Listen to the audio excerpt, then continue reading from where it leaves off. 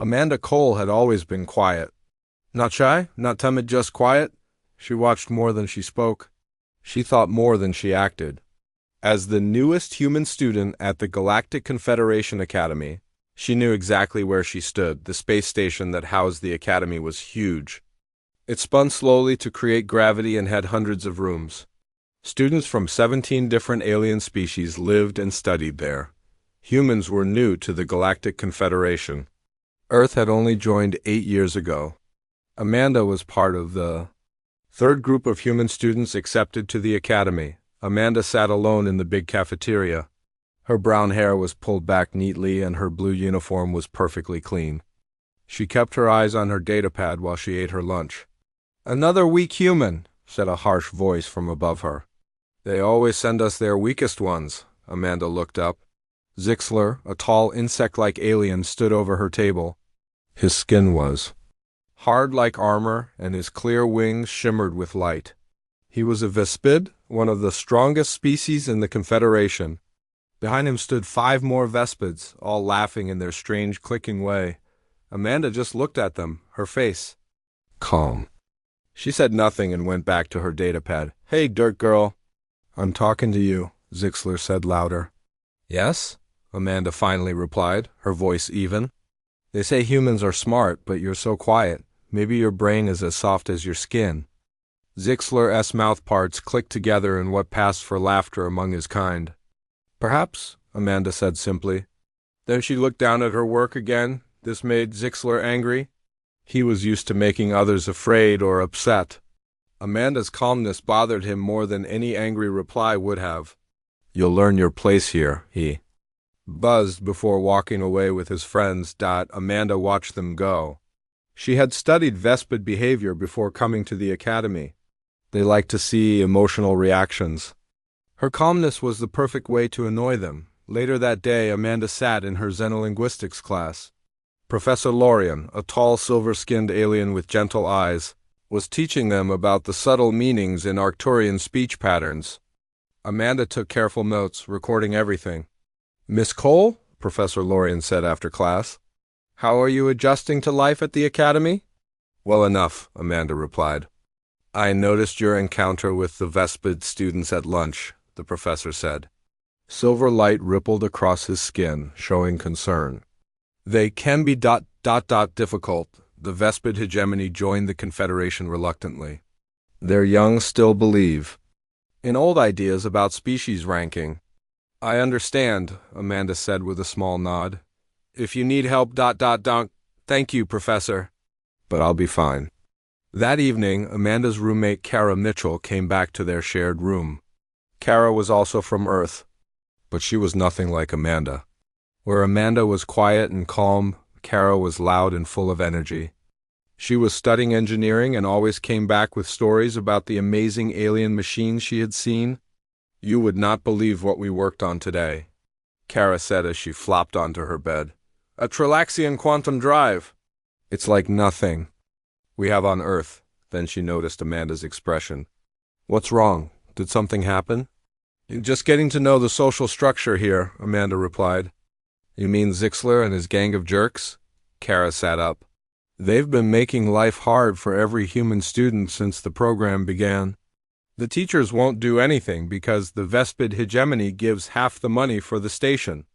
Amanda nodded. "Interesting problem. That's all you have to say?" "Interesting problem?" Kara laughed in disbelief. "You're a strange one, Amanda. I've been told that before." Amanda's lips formed a small smile. "But I think I have a solution." The next day, Amanda entered the cafeteria at exactly 7:15 in the morning. She sat at the same table as before, placed her tray in exactly the same spot, and began working on her datapad. At 7:32, Zixler and his 5 Vespid friends entered. They saw her right away. "Still here, Softskin?" Zixler called out. The other students in the cafeteria went quiet, watching. Amanda didn't look up. This made Zixler even more angry. He walked over to her table and knocked her drink onto her datapad. "Oops," he said, his wings buzzing with excitement. "How clumsy of me." Amanda slowly looked up at him. Her face showed no anger, no fear, no sadness. She simply reached into her bag, pulled out a cloth, and cleaned her datapad. Then she went back to work. Zixler seemed confused by her reaction. He had expected tears or anger. Getting neither, he didn't know what to do next. "You're not welcome here," he finally said. "Humans are too weak for space, too soft, too emotional. And, Yet here I am," Amanda replied without looking up. Zixler made an angry buzzing sound and walked away with his friends. The other students in the cafeteria started talking again, but many of them watched Amanda with new interest. Later that day, Amanda went to the library section of the station. She accessed the xenobiology files and began reading about Vespid, physiology and social behavior. She took careful notes on her datapad. A human boy named Alan Buckley sat down next to her. Alan was studying cybernetics and was good with computers and machines. "I heard about what happened in the cafeteria," he said. "Are you okay?" "I'm fine," Amanda replied. "But I could use your help with something." She leaned closer and whispered something to Alan. His eyes grew wide. "Is that even possible?" he asked. "With your help, yes," Amanda said. "It's risky," Alan warned. "So is doing nothing," Amanda replied. "Will you help me?" Alan thought for a moment, then nodded. "What do you need me to do?" Amanda showed him her datapad. "First, I need to gather more data. I need to understand their patterns." For the next few days, Amanda watched Zixler and his friends carefully. She noticed when they came to the cafeteria, how they walked, how they spoke to each other, and how they chose their targets. She recorded everything on her datapad. Each day, the Vespids would bother her in some new way. They put strange alien food on her chair. They bumped into her in the hallways. They changed her name to Mud Creature in the station's computer system. Through it all, Amanda stayed calm. She never showed anger. She never fought back. She simply watched and waited and gathered her data. "How can you stand it?" Kara asked one night. "They're horrible to you." "I'm not standing it," Amanda replied. "I'm studying it. Everything has a pattern, Kara, even bullies. Once you understand the pattern, you can change it. What are you planning?" Kara looked worried. Amanda just smiled. "You'll see. Soon." 3 weeks passed. Each day, Amanda followed the same routine. She entered the cafeteria at exactly 7:15 every morning. She sat at the same table, placed her tray in the exact same spot, and worked on her datapad. And each day, at exactly 7:32, Zixler and his Vespid friends would arrive. The bullying got worse. They no longer just knocked over her drinks or called her names. Now they put their legs out to trip her in the hallways. They messed with her school projects. Once they even hacked into the station's computer system, too. Changed her test answers, but Amanda never changed her routine. She never showed anger. She just watched, waited, and kept notes on her datapad. "What are you always writing on that thing?" Kara asked one night in their room. Amanda turned the datapad so Kara could see. The screen was full of charts, graphs, and notes. "I'm tracking their behavior." Kara looked confused. "Why?" "To find the pattern," Amanda explained. "Zixler and his friends think they're being random, but they're not. Nobody is truly random. There are always patterns." Kara shook her head. "I don't understand how this helps." "Yesterday they changed your xenolinguistics presentation to show those awful pictures instead. Professor Lorien had to stop the class." "That was unfortunate," Amanda agreed. Her voice stayed calm even when talking about such an embarrassing moment. "Unfortunate? It was horrible. And the teachers still won't do anything." Kara threw her hands up. "Why don't you fight back?" "I am," Amanda replied, her fingers moving across her datapad. "Just not in the way you think." The next morning, Amanda whispered something to Alan in the hallway before class. He looked worried but nodded. This had become part of her routine, too. Every day she would whisper something to Alan, and he would always look concerned. Later that day, Amanda sat in the library reading about Vespid biology. A tall, silver-skinned alien approached her table. It was Professor Lorien. "Miss Cole," the professor said softly, "may I speak with you?" Amanda nodded, and the professor sat down across from her. "I've noticed your situation with the Vespid students," Professor Lorien said. Your calm response is impressive, but if you need help, thank you, Professor, but that won't be necessary. Amanda replied. The Academy has rules against bullying, you know, the professor continued. If you file a formal complaint, with all respect, Professor, we both know that won't work, Amanda said. The Vespid hegemony provides half the funding for this station. Nobody wants to upset them. Professor Lorian's silver skin dimmed slightly, showing sadness. I wish I could say you were wrong. It's okay, Amanda said. The situation will fix itself soon. The professor looked surprised. May I ask how you can be so sure? Patterns, Professor, Amanda explained. Everyone follows patterns, even bullies. Once you understand the pattern, you can predict what will happen next. And once you can predict, you can plan. Professor Lorian studied her for a moment. You're an unusual student, Miss Cole. I've been told that before, Amanda replied with a small smile. The next morning, something different happened. Amanda entered the cafeteria at her usual time of 7:15. She sat at her usual table.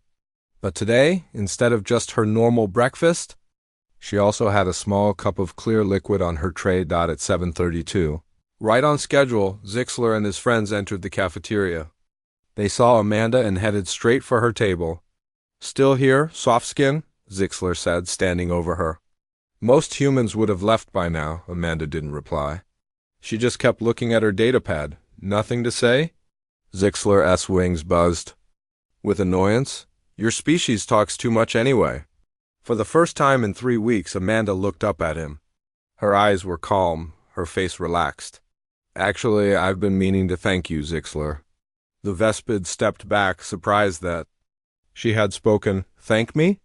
Yes, Amanda said. You've given me a great chance to use what I've learned. Zixler's surprise quickly turned back to anger. He reached for Amanda's cup, planning to spill it over her datapad like he had done many times before. Your predictability, for example. She continued, watching his claw close around her cup. Zixler paused, suddenly suspicious. Go ahead, Amanda said. It's just honey water. Completely harmless ... to humans. The Vespid seemed unsure for a moment. Then his pride won out. He flicked the cup, splashing the liquid across Amanda's table and onto her uniform. Amanda didn't move. She didn't even look at the spilled drink. She kept her eyes on Zixler's face. Thank you, she said. You just confirmed my final theory. What? Are you talking about human? Zixler's voice had a new edge to it. The liquid you just spilled contains a special chemical, Amanda explained calmly. It's safe for humans, like I said. But for VESPIDS. She checked the time on her datapad. In about 6 seconds, your hard outer shell will start to give off a very special smell. Zixler's wings went stiff. You're lying. You couldn't possibly. The smell copies the one Vespids make when they surrender to someone stronger. Amanda continued as if he hadn't spoken. In your culture, it's like announcing to everyone that you've been defeated and are giving up completely. The cafeteria had gone completely silent. Every student was watching them, including other Vespid students who weren't part of Zixler's group. 3 seconds. Amanda noted .ZOYX single quote Lar took a step back, his mouth parts clicking rapidly in what seemed like fear. It won't last forever, she assured him. Just long enough to make an impression on your friends. Right on time a change came over Zixler. A faint, sweet smell started coming from his body. Most species couldn't smell it well, but the effect on the other Vespids was immediate and dramatic. Every Vespid in the cafeteria froze. They all turned to stare at Zixler. His own friends backed away from him first, their feelers standing straight, up in what looked like shock. What did you do to me? Zixler whispered. His wings were now pressed flat against his back in what looked like a submissive pose. I didn't do anything, Amanda replied. You chose to bother me. You chose to spill that liquid. You chose to be predictable. The other Vespid students were now moving toward Zixler cautiously. They looked confused but aggressive. In their society, the smell Zixler was giving off meant only one thing: total defeat. It was a biological signal that had evolved over millions of years in their species. You broke Confederation law, Zixler hissed. though his body language said something different, showing complete submission. "That's an interesting view," Amanda replied. "We could discuss this with the Academy Board. We could show them my records of the past 28 days of bullying. We could look at the station's security videos showing how you targeted human students. We could talk about how you hacked my school presentation." She leaned forward slightly. "Or we could just say this matter is settled between us." Zixler's feelers drooped. For the first time since Amanda had met him, the Vespid bully seemed to have nothing to say. A tall Vespid student named Tursak stepped forward. He was older than Zixler and was known for following traditional Vespid rules very strictly. "You give off the surrender smell," Tursak said to Zixler, his voice filled with disgust. "How did a human defeat you?" "She tricked me." Zixler's voice was higher than normal. "She used a chemical weapon." "I used knowledge," Amanda corrected him. "I used information that your own people made public when they joined the Confederation. The chemical makeup of Vespid smells is in the Confederation biology database. Any student can read it." She turned to face Tursak directly. "I made a compound that would trigger a natural response in Vespid biology. If Zixler had chosen not to bother me, he wouldn't be in this situation." Turzak's mouth parts clicked thoughtfully. "The human speaks with logic. You were defeated by better knowledge, not by physical fighting." "This isn't fair," Zixler protested, but his arguments were weakened by his body's continued betrayal. The submission signals grew stronger as he became more upset.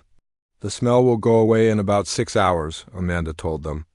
"No permanent harm done. Just like the embarrassment you caused me was temporary, the consequence is temporary." Professor Lorien had appeared at the edge of the cafeteria, drawn by the unusual silence. The silver-skinned alien watched the scene with obvious surprise. Quickly understanding what had happened, Amanda calmly gathered her things. "I think we understand each other now, Zixler. You made wrong assumptions about human abilities. I suggest updating your information." She walked out of the cafeteria, leaving Zixler surrounded by confused and hostile Vespids. For the first time since arriving at the academy, Amanda felt the eyes of the other students on her. With something like respect instead of pity, the next few days brought big changes. The Vespid students stayed far away from Amanda. They treated her with cautious respect that soon extended to the other human students as well. Zixler was rarely seen in public spaces. His social position had collapsed after his biochemical surrender. 2 days after the cafeteria incident, Professor Lorien asked Amanda to meet privately in his office. "That was a very impressive use of biology knowledge, Miss Cole," the professor said. His silver skin shimmered in the soft light of his office. "Though I must officially remind you that making behavior-changing compounds is against Academy rules." "Of course, Professor," Amanda nodded. "Though I should clarify that the liquid was nothing but sweetened water." The Arcturian's glowing eyes widened, but the smell response was completely in Zixler's mind. Amanda finished the thought. "I spent 28 days establishing a pattern. I made sure Zixler and the other Vespids saw me collecting data, whispering to Alan from cybernetics and studying Vespid biology." Understanding showed on the professor's face, a bluff. "Not entirely," Amanda explained. "I did create a theoretical formula that could trigger such a response, and I shared it with Alan, asking what he thought about it. Word spread among the human students that I was working on something. Vespids have very good hearing. They overheard parts of these conversations. So when you told Zixler what would happen, ... his own nervous system did the rest," Amanda confirmed. "Vespid biology responds strongly to psychological cues. Their bodies produce smells based not just on physical conditions but on strong belief. By convincing Zixler that he had been exposed to a submission compound, his body produced the real thing." Professor Lorien's expression changed from amazement to something like admiration. "You weaponized expectation itself." "I prefer to think of it as applied alien psychology," Amanda replied with her small smile. "Humans may lack physical strength compared to many Confederation species, but we have our own evolutionary advantages."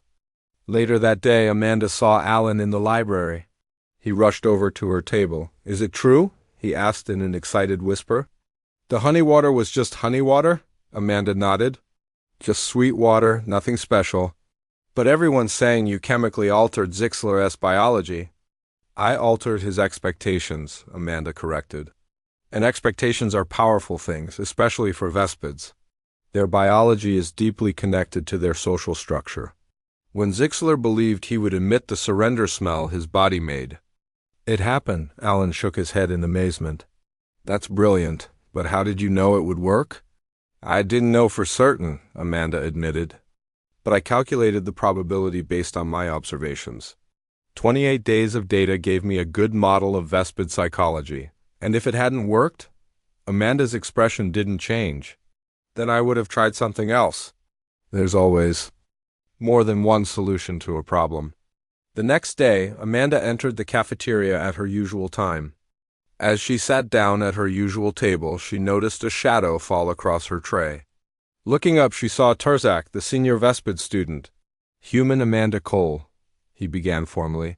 The Vespid student group wishes to invite you to join us. Oh? She kept her face neutral. Our alien psychology study group would benefit from your perspective. The proud alien's mouthparts clicked in what she now recognized as respect rather than mockery. Your understanding of different species' social dynamics is unusually thorough. Amanda considered for a moment, then nodded. I would be happy to join. As Terzak left, Kara dropped into the seat across from Amanda, her eyes wide with disbelief. Did that just happen? Are the Vespids actually treating us like equals now? Not equality, Amanda corrected gently. Understanding? They needed to update their model of human abilities. Now they have. Kara laughed and shook her head. You're something else, Amanda. You took down the biggest bully in the academy without even leaving your seat. Physical confrontation is rarely the most efficient solution, Amanda replied. Knowledge is almost always more powerful. So what happens now? Kara asked. Amanda allowed herself a slightly bigger smile than usual. Now we learn from each other. That's why we're all here, isn't it? To learn. Later that day, as Amanda walked to her xenolinguistics class, she passed Zixler in the corridor. The once aggressive Vespid turned his compound eyes away, his wings pulled tight against his body.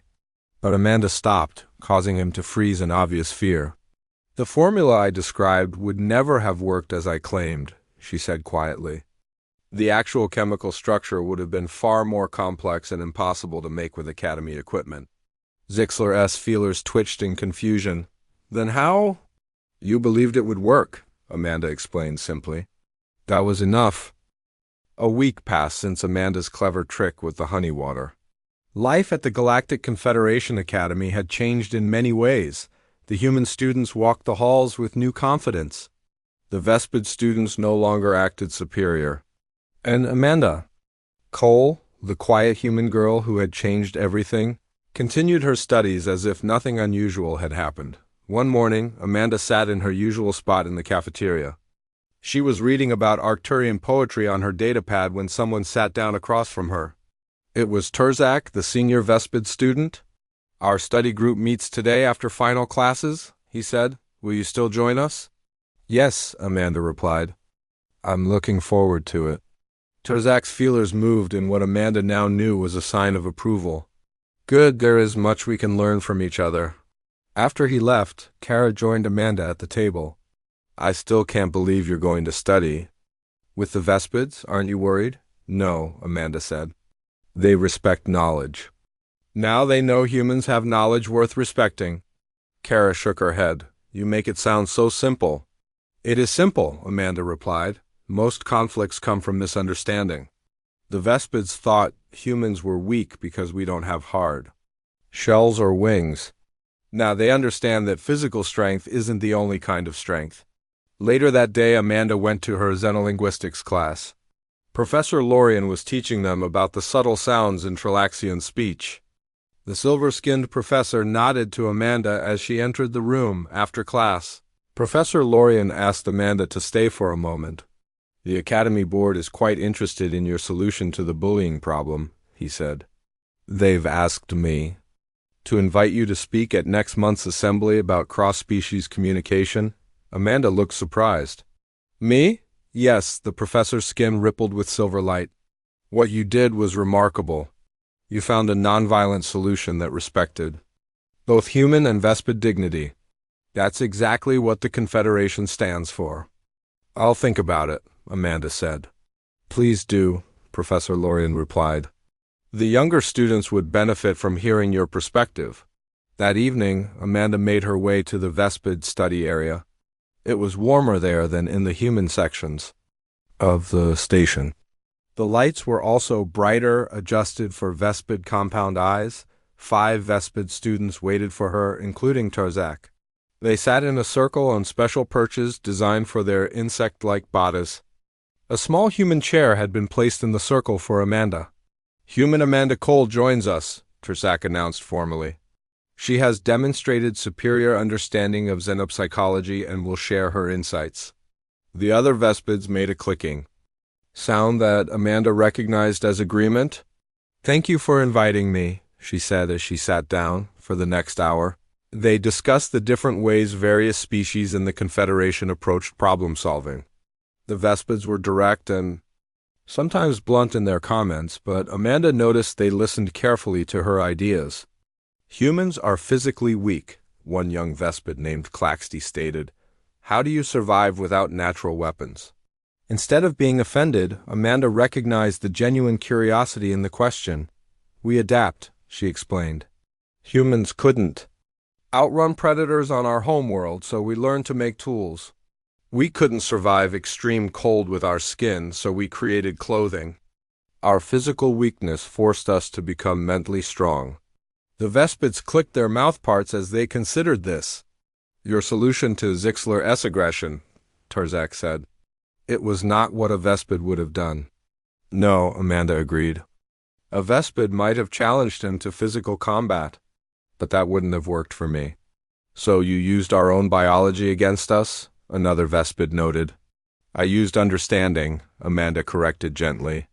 I learned how Vespid minds and bodies work together. Then I used that knowledge to create a solution that didn't require physical strength.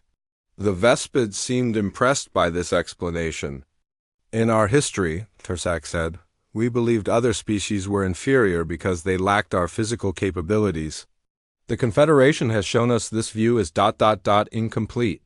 On Earth, we made similar mistakes, Amanda told them.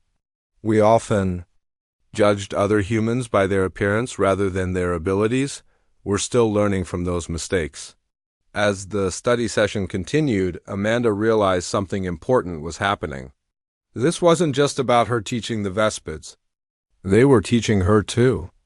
She learned about their hive-based social structures, their complex sense of honor, and their deep respect for ordered systems. When the session ended, Tarzak approached Amanda privately. Zixler has requested to speak with you, he said.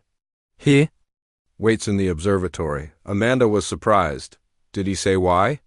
No, Tarzak replied, but he has lost much status. Perhaps he seeks to understand how you defeated him, Amanda nodded. I'll go see him. The observatory was a large round room with transparent walls that looked out into space. Stars shined all around, and the blue curve of a nearby planet filled one section of the view. Zixler stood alone. Looking out at the stars, his wings were folded tightly against his back, a sign of submission or shame in Vespid body language. You wanted to see me? Amanda asked as she entered. Zixler turned. He seemed smaller somehow, less threatening than before. Human Amanda Cole, he said formally. I wish to understand something. What's that? You could have reported my actions to the Academy Board, Zixler said. You had evidence. I would have been sent back to the hegemony in disgrace. That's true, Amanda agreed. Why didn't you? Amanda thought about this for a moment. Because punishment wasn't my goal, understanding was. I don't understand, Zixler admitted. I know, Amanda said. That's why we're having this conversation. She moved to stand beside him, looking out at the stars. The Confederation exists because different species recognized they could learn from each other. If I had you punished, what would we learn from? That? Zixler's feelers moved thoughtfully. Nothing. Exactly, Amanda said. But now you understand something about humans that you didn't before. And I understand something about Vespids. What do you understand about Vespids? Zixler asked. That your society values strength but also respects cleverness, Amanda replied. That's why my trick worked. If Vespids only respected physical power, you would have just attacked me again. But you respected the mental strength it took to defeat you. Zixler was quiet for a long time. Finally, he said, I acknowledge your victory, human Amanda Cole. Amanda smiled slightly. I don't need your surrender, Zixler. I'd rather have your cooperation.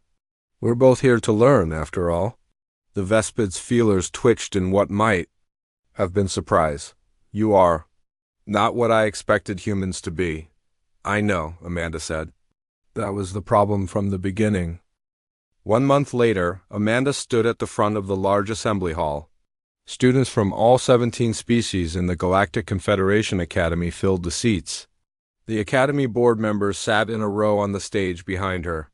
Professor Lorian gave her an encouraging nod. Amanda had never spoken to such a large group before. She was still the quiet girl who preferred watching to talking, but today was different. Today she had something important to say.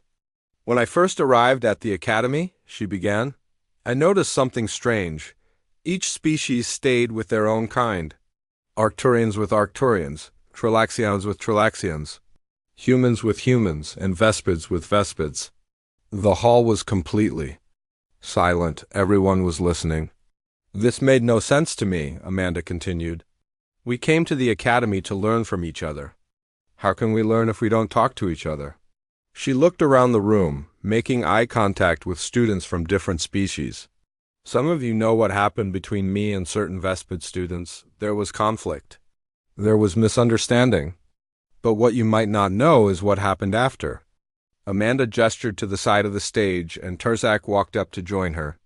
The senior Vespid student stood tall beside her, his wings slightly extended in a formal posture. Terzak and his study group invited me to join them, Amanda explained.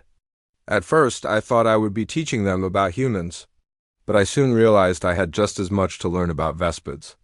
Terzak clicked his mouth parts in agreement.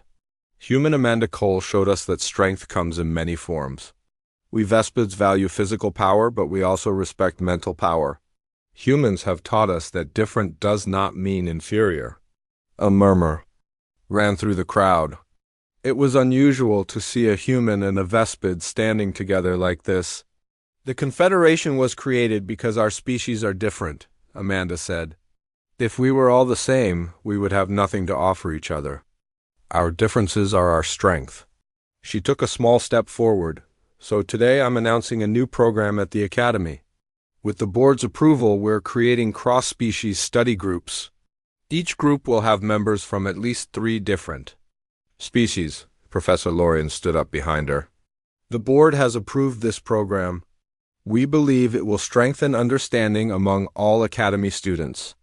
After the assembly, students gathered in the main hall to sign up for the new study groups. Amanda watched from a quiet corner as humans, Vespids, Arcturians, and other species mixed together, talking excitedly about the program. Kara found Amanda in her corner. You did it! Look at them all talking to each other. Amanda smiled her small smile. They just needed a reason to start. The quiet girl who never leaves her seat is now organizing Academy-wide programs. Kara laughed. Who would have guessed? I'm still quiet, Amanda said. I just speak when I have something worth saying. Professor Lorian approached them, his silver skin glowing brightly with approval. Miss Cole, the board members are very impressed with your initiative. They've asked me to tell you that they're considering making the cross-species program permanent. That would be good, Amanda replied. They've also asked if you would consider becoming a student representative on the board next term, the professor added. They believe your perspective would be valuable. Amanda looked surprised. I'll think about it. After the professor left, Kara nudged Amanda's shoulder. You should do it. You could make real changes around here. Maybe, Amanda said. But first, I want to see how the study groups work out. Later that day, Amanda headed to the library to work on her xenolinguistics project. As she walked down the corridor, she passed Zixler. The Vespid had changed in the past month. His wings no longer flashed with aggressive lights, and he held himself less proudly than before. To Amanda's surprise, Zixler stopped when he saw her. "Human Amanda Cole," he said, his voice formal but not hostile. "I have signed up for a cross-species study group." "That's good," Amanda replied. "I am the only Vespid in my group," Zixler continued. "The others are human, Arcturian, and Trilaxian." Amanda nodded. "It will be a good learning experience." Zixler's feelers twitched with what seemed like nervousness. "I wanted to ask... Do you have any advice for working with other species?" Amanda thought about this for a moment. "Listen more than you speak. Ask questions instead of making statements. And remember that different isn't wrong, it's just different." The Vespid made a small clicking sound. "That is... helpful, thank you." As Zixler walked away, Amanda felt a sense of satisfaction. The bully who had once made her life difficult was now asking her for advice. Not because she had defeated him, but because she had shown him a better way to interact with others. In the library, Amanda found a quiet table and began working on her project. After a while, she noticed someone standing nearby. It was Alan, the human boy who had helped her with her plan against the bullies. "I heard your speech," he said as he sat down across from her. "It was really good." "Thanks," Amanda replied. "Did you ever think, when you first came up with that trick with the honey water, that it would lead to all this?" Alan gestured vaguely, indicating the changes at the academy. Amanda looked thoughtful. "No, I just wanted to solve a problem." "Well, you solved it in a big way," Alan laughed. "The quiet human girl who changed the whole academy without ever leaving her seat." "I left my seat for the assembly," Amanda pointed out with a small smile. Details, Alan waved his hand dismissively. "The point is, you did something amazing. You should be proud." Amanda returned to her datapad, but she was still smiling. "I'm not proud. I'm just satisfied that I found an efficient solution." Alan shook his head. "You're still the strangest person I know, Amanda Cole."